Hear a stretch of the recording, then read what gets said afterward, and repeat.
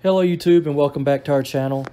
Today I'm going to talk to you about traps, troops, and guards, a subject of much confusion and debate.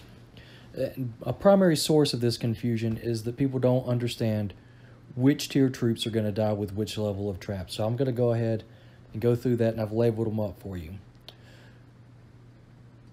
Barricades and reinforced walls will both die with tier 1 troops.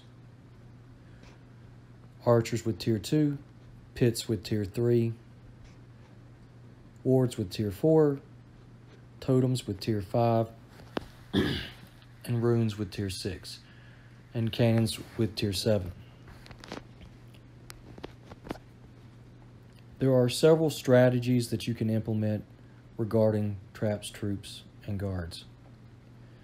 One of those is if you've got a lot of guards, and when I say a lot, I mean at least 100,000 crowns or maidens, then you need to have your core troops separated from your guards by at least 1 million traps. And what I mean by that is that your core troops must wound at a tier higher than whatever your traps are at.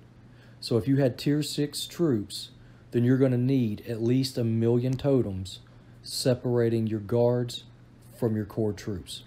Otherwise, when you're attacked, if they're able to wound enough core troops to fill your hospital capacity, then your guards are going to die. I've heard people that think that this does not apply to maidens. I tell you, it does. Maidens also die just like crowns. Core troops will fill the hospital first and guards will die. Kill hundreds of thousands of them every RVR. This is how it works. Second strategy being traps and no guards. This is probably the worst option you could go with. Without guards to defend them, traps make you weak and you will burn. Just don't do this. Option 3 would be then no traps, no guards. As long as you have strong core troops, this is an extremely effective defense and it works well. Fourth option, however, and I've only encountered this a few times, and that is where you have traps and troops that die in line with each other.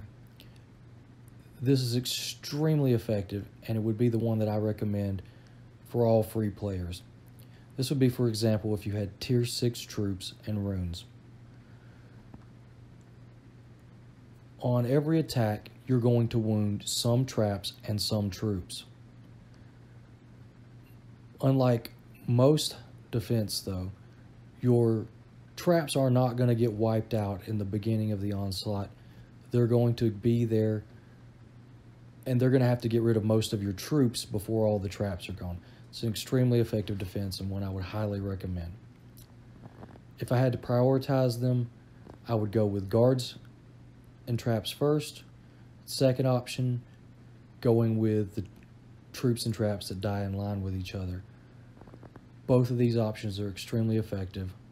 I would recommend the guards first, is that as long as you're on line to heal the wounded, it's nearly impossible to get through your defenses with the 100,000 or so guards and adequate traps.